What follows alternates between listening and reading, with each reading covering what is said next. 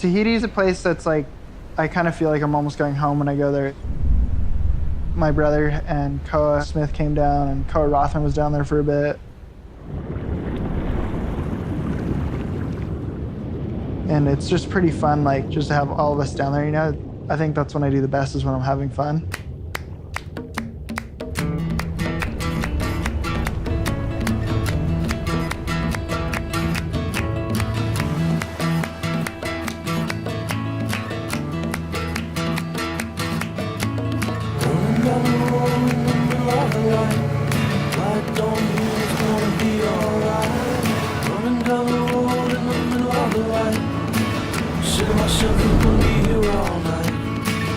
Try to find myself and grow. That way I know I see I'll never go slow. Try to find myself and grow. That way you know you see I'll never go slow.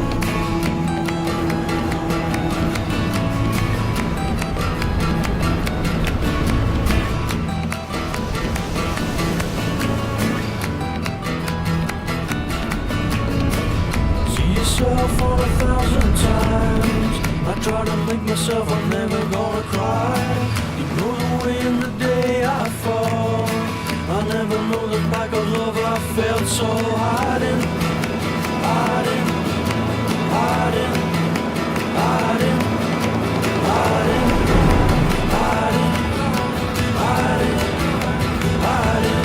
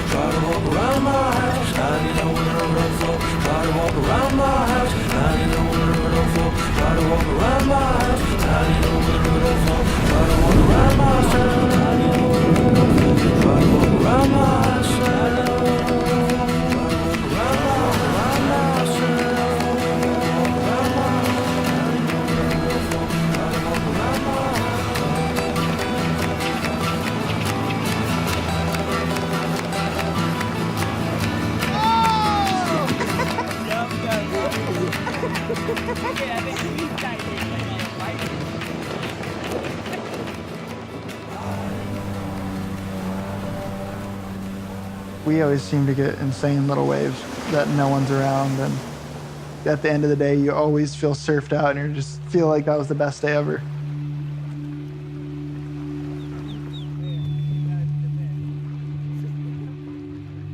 You hear people say, hey, go out there and have fun. Don't worry about the other competitor.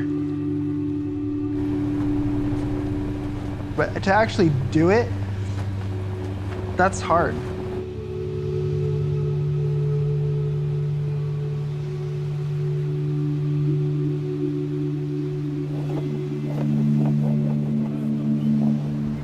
It's pretty hard in the ocean because things are always changing. You can never replicate something to practice it over and over again.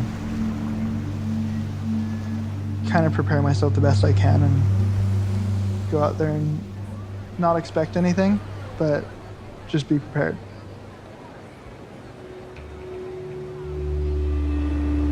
Florence wants to start swinging, grabs around the takeoff, adjusts his line once and just lets that wave engulf him. Julian paddling into this thing, and it looks pretty darn good. I mean, look how hollow this thing is. Gets underneath it, there's that foam ball, and flies, still stalling, and he's out. Wow, that is the comeback wave that he needed right there. John goes now to answer back. He is super deep. It was all just in those last couple seconds, and then me and Julian are paddling in, and then they announced that I got the score.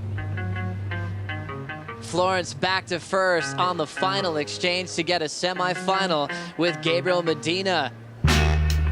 I just went in, focused on completely what I wanted to do, and it ended up being a heat real similar to the one we had the year before. Have a look at this. A solid one for Medina. The bottom drops out. He is in an absolute cave. John's on the next one. Late takeoff, survives it. This one's wide open. I'd give them both 10s, but that's me. John takes the lead. Medina down to second.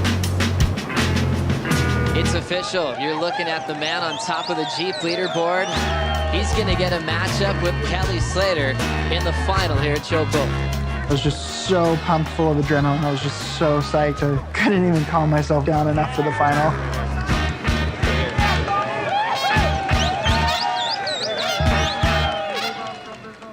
Let me get him his hat real quick. Hey man, take your hat.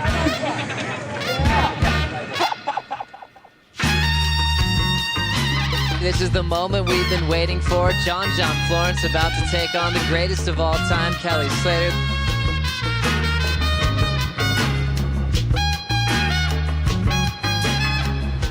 Being in a heat with someone like Kelly or someone like Nick, I learned so much from those heats, you know, seeing just how they approach it. Kelly strikes back, trying to match John. Grabs the rail after a big pump for speed. He comes out after the spit. And he just has to look back and enjoy the ride.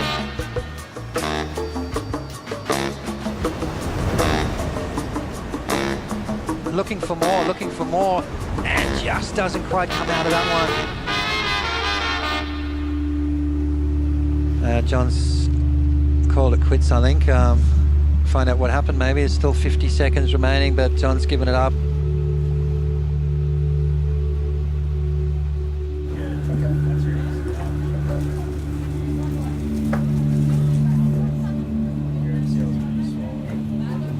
I felt my knee go just past the stopping point of bending sideways. And I didn't know how bad it could be or where it was at.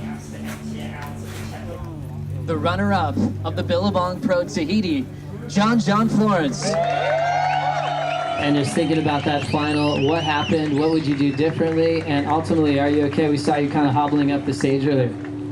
Tweaked my knee a little bit on the last wave. It's all good though, it's pretty minor.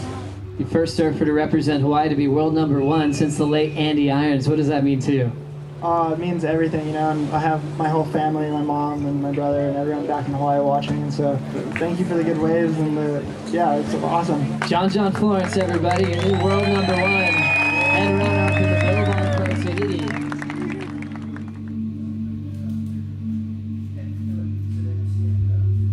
John came to us with this idea to create something so that he doesn't get more injured with his knee. We're gonna have the proper taping for the knee for multi-directional and brackets on the wetsuit to stabilize vertically. We decided to work in conjunction with Mark Kazuki and Tim Brown, where they would work directly on his knee and we would work on the wetsuit. Do that one position too, the position you got. In my head, I was just like, okay, I'm gonna just superhuman heal this knee right now. I'm gonna do everything I can every single day until lowers. Welcome to round 1, heat #6 at Lower Trestles in San Clemente, California. This heat features a brand new world #1, John Florence. 1, 2, 3, 4.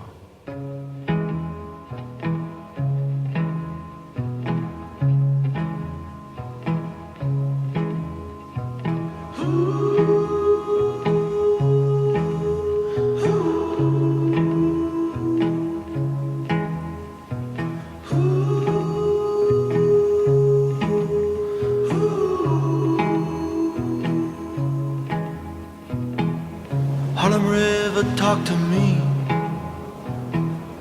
Tell me what you think about. Nice controlled surfing from John.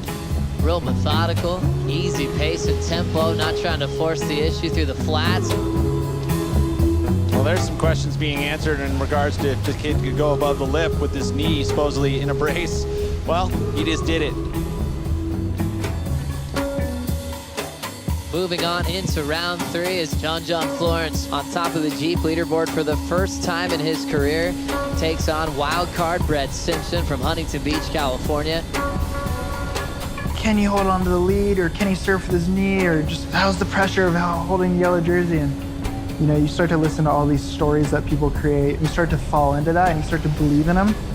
So I think that kind of caught up to me and I kind of went off of my game plan. Brett Simpson knocked out world number 1 John Florence here at the Hurley Pro. Florence counting a 13th this season in the world title showdown. Which is going to make things really tough for him. I knew what I did wrong and I saw that I got caught off guard by listening to everything else. And I'm just stoked to be in this position that I'm at this point in the year.